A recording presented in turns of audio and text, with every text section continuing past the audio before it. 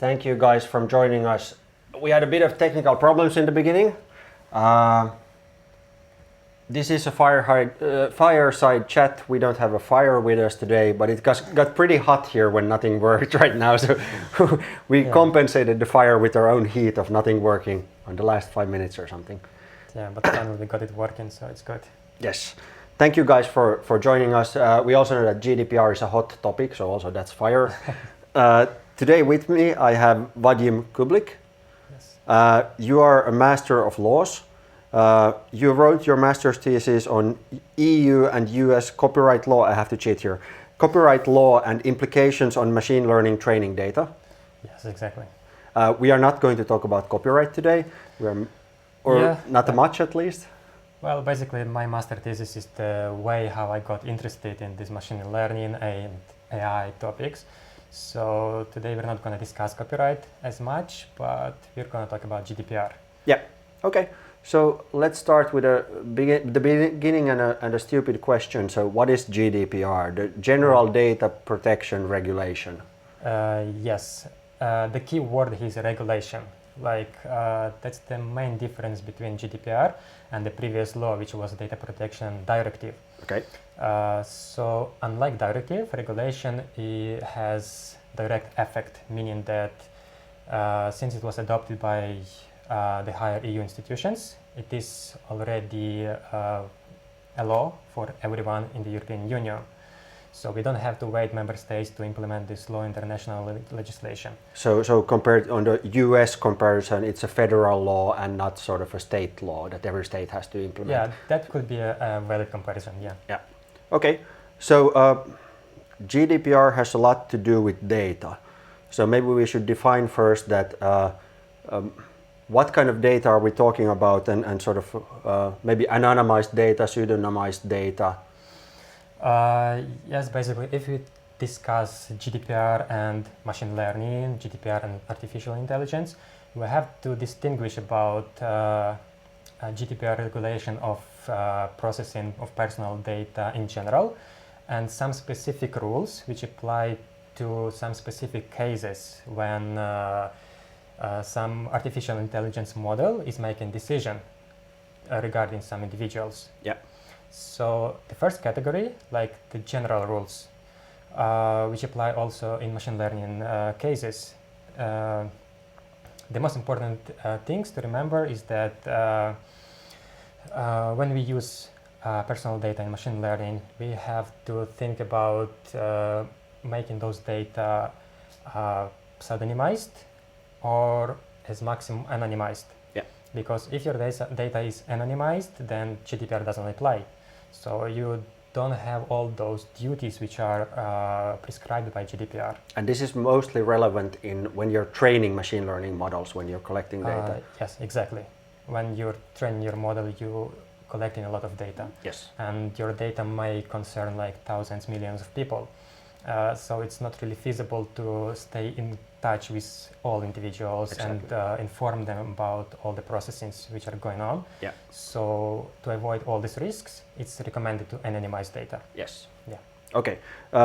Then the other part that we're going to talk about is, and something we're mainly focusing today on, is like in the inference when we're making predictions, when we're in production. What kind of restriction does GDPR set on machine learning, or maybe I guess AI more in general? Yes. In this aspect, we have to talk about the specific, well-discussed Article 22. Okay. This article is saying that data subjects shall have a right not to be a subject to solely automated decision making, which will produce some legal effects or similarly significant effects on this individual. So this is a lot already to comprehend. This Yeah. One sentence. I can read it from here one more time. So the data subject, you already said it from word to word correctly, but I'll emphasize a few parts. So the data subject shall have the right not to be subject to a decision based solely on automated decision making, including profiling, which produces legal effects concerning him or her or similarly significant effects on him or her. So what are the key words in this sentence? Well, in this sentence, we have to talk about this solely requirement and also legal or similarly significant effects. Yeah.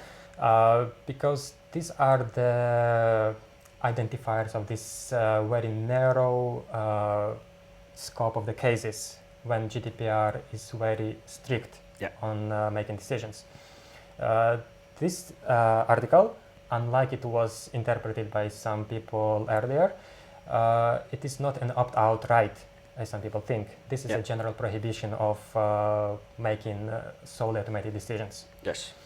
But the word to emphasize here is exactly that, the solely automated. If it's helping a person make a decision, then it's not a it doesn't affect that.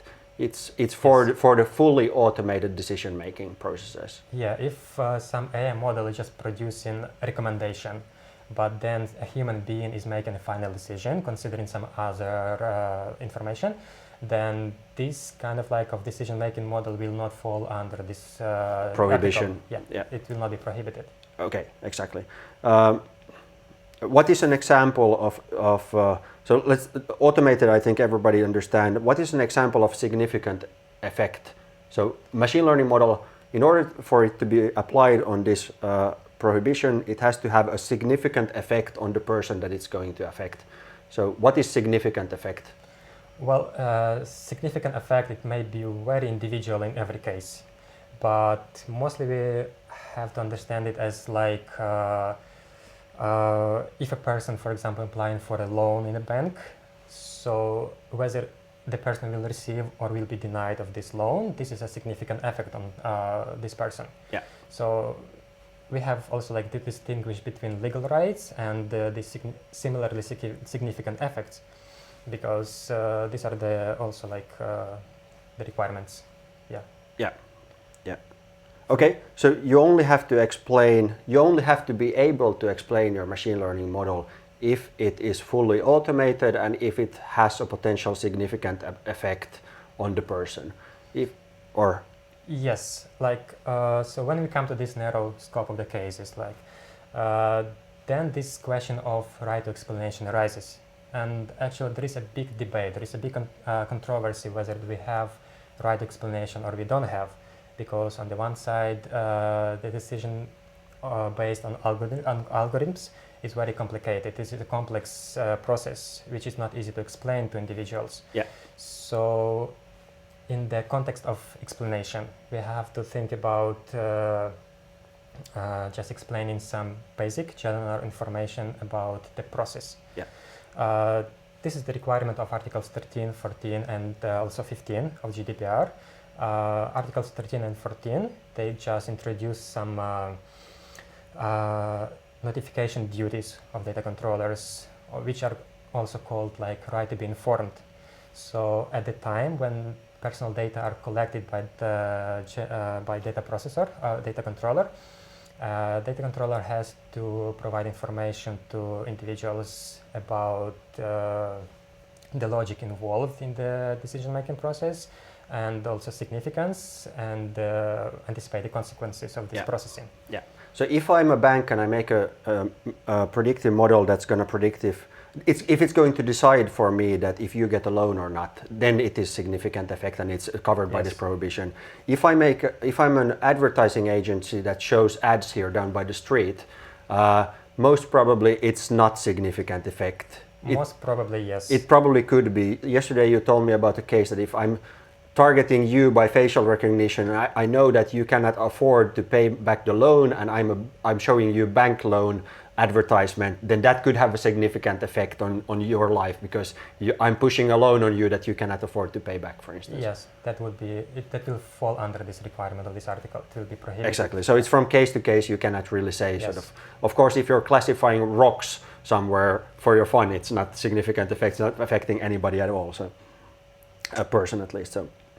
Okay, so these are all interpretations of the law, and I guess sort of this interpretation is still done by the courts of law at the end of the day, how it's interpreted, or? Well, the thing is that GDPR is a very big and complex law, and the way it's articulated is not easy to understand.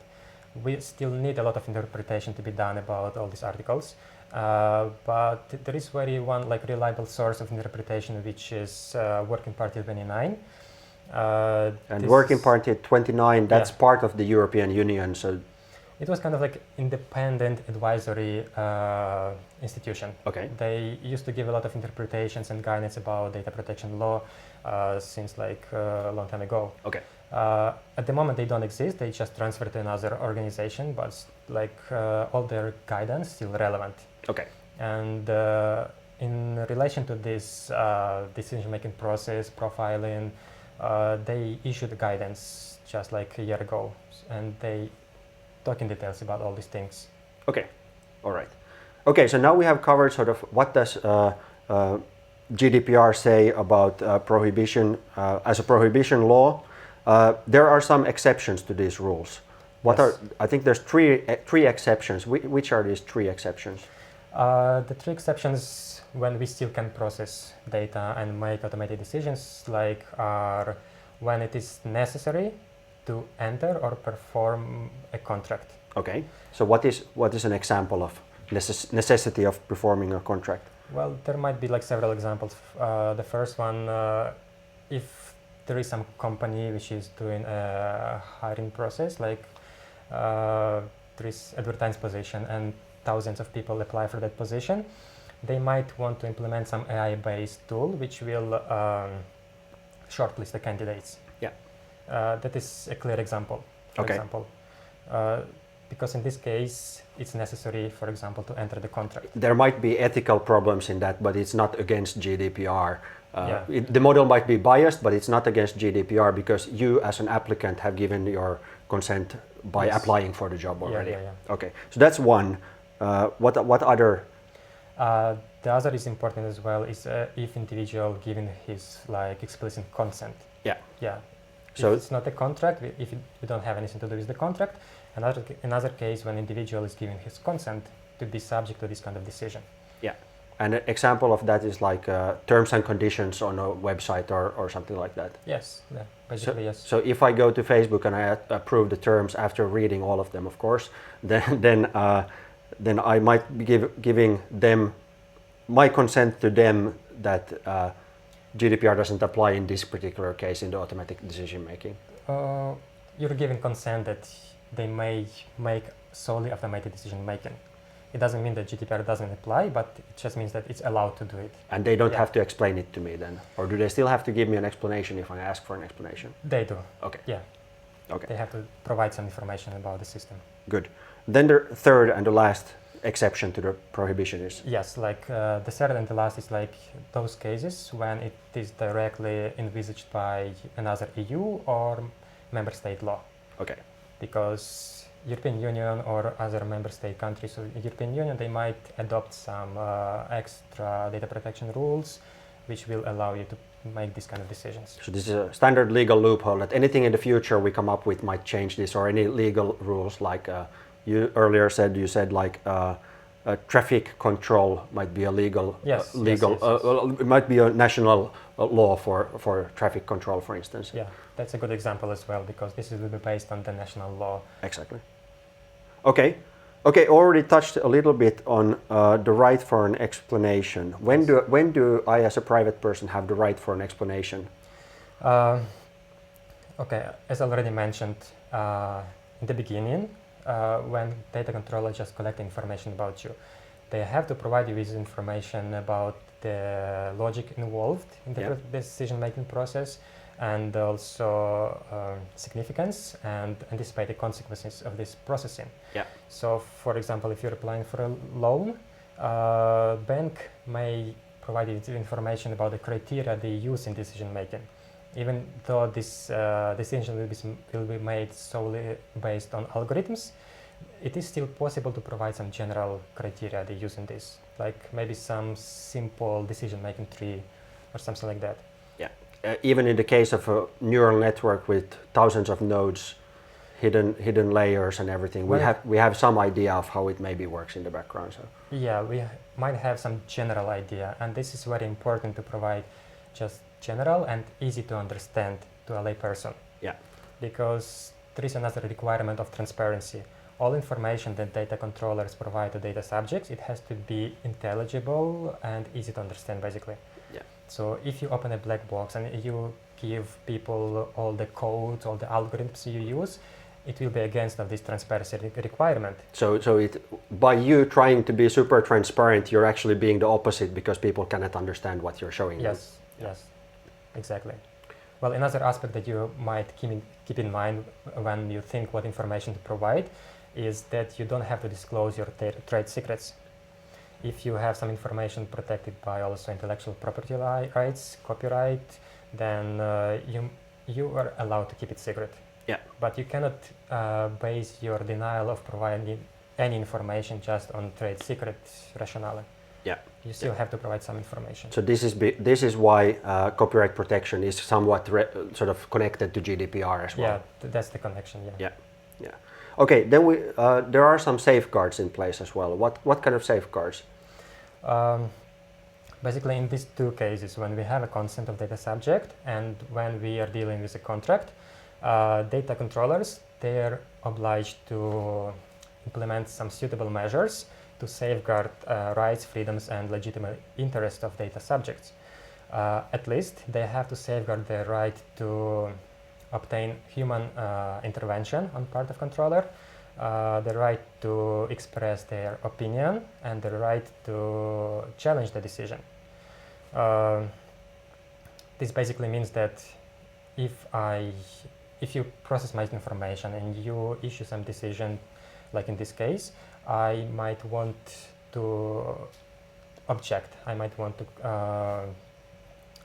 challenge and to object and know about it. So if we have like a website where I can apply for a loan, you have to tell me there, who do I contact, what do I do if I don't like the way it made the decision? Yes, yeah. Exactly. Yeah, so these are sort of safeguards set up by GDPR as a law so that the individual's rights are protected. Because like you mentioned in the beginning that algorithms, they're biased. So in order to protect interests of the individuals, they shall have some tools to protect their rights, their interests. Yeah. So they have to be able to express their opinion. They have to be able to maybe rectify, maybe change the information which is not correct. Yeah. So this is the safeguards. Okay, this has been a lot. This is already a lot. Something that might help companies be GDPR compliant is the data protection impact assessment. What is that? Well, if the company is planning to implement some AI-based model, like we are talking about in the context of Article 22, then they have to conduct this data protection impact assessment. In simple words, this is the evaluation of all the risks associated with the processing. Yeah. So they have to make sure that they comply with the GDPR with all the requirements. They have to prepare all the information they will provide to individuals. They have to implement some maybe online interface for individuals to contact them, to ask for human involvement. Yeah, this is the. So this is like a checklist. So if you Google for this, it might be easiest to check that out, or then contact some lawyer, sort of that knows about what actually is needed in order to comply with the laws. Well, when you talk about the lawyer, then basically there is this kind of like a requirement of the GDPR that basically every company which is processing personal data, they have to have this data protection officer in their company. Yeah. This will be a person responsible for compliance with GDPR. Yeah. Excellent. We have a few questions here. Maybe we could take this one. Actually, the first question is from Caius. Caius asks, especially interesting would be questions regarding pseudo-anonymized personal data coming from outside EU and its usage in machine learning scenarios where their data is also coming from inside EU. So maybe something we didn't say in the beginning is that GDPR applies, it doesn't matter where you process the data, it only applies to data from the EU. Yes, exactly. Or citizens in the EU. Yeah. So EU citizens, it doesn't matter where the EU citizens even are. Yeah. So it does not matter that the data is pseudonymized if it's come outside from the EU, so the GDPR doesn't apply. But all the data which comes from inside the EU, then GDPR applies, and they have to follow all the requirements. Yeah, it doesn't even matter if it's not anonymized at all if it comes from outside the EU. GDPR doesn't care about data from outside EU citizens. It might be useful to check like data protection law of those countries where the data originate. Exactly, good point. EU isn't the only part with the data protection rights. GDPR as a term has just been coined so well that everybody around the world has heard about GDPR in one way or another, even the US. So. Okay, the second question was from Olastra. GDPR and its application with regards to copyright protection and machine learning, what are the main issues? Well, I think this is like the logical question when somebody has, if you put in your headline that copyright expert is going to talk about GDPR. Yes, so that's what we have today here. Yeah, but as I already mentioned, there is some little link, just that you don't have to disclose your copyrights. You don't have to explain your copyrights. Yeah, yeah. Okay, a question from Eero. How about companies? Does this only affect consumers? Let's say a loan for a company. Does GDPR apply to other legal entities besides persons? We have to talk about the data controllers. So GDPR applies and puts some obligations on data controllers, and it gives rights to data subjects. So the one who is processing it, it may be a company, it may be a natural person. Yeah, if I understand the question correctly. Actually, the question I understand is more about whose data you are. So GDPR protects me as an EU citizen. What about an EU-based company? Okay. No. It's only for natural persons. Yes. If we talk about personal data definition, basically, so this is the information about natural persons. Yeah. If you use data about some companies, which are like legal entities, then GDPR doesn't apply. Exactly, yeah. And it probably makes sense because those companies could be owned by some other companies who are based somewhere else, outside somewhere else. Yeah. Whereas people are very rarely owned by anybody in today's world anymore. So. Yes, that's correct. Yeah. But the key point is that GDPR is about protecting privacy of human being. Yes. Company is not a human being and doesn't have any feelings about their privacy. Yes. So yeah, that's the correct reason. I think GDPR is a very good law. The main idea behind it is protecting individuals. The idea behind it is very good. Yes.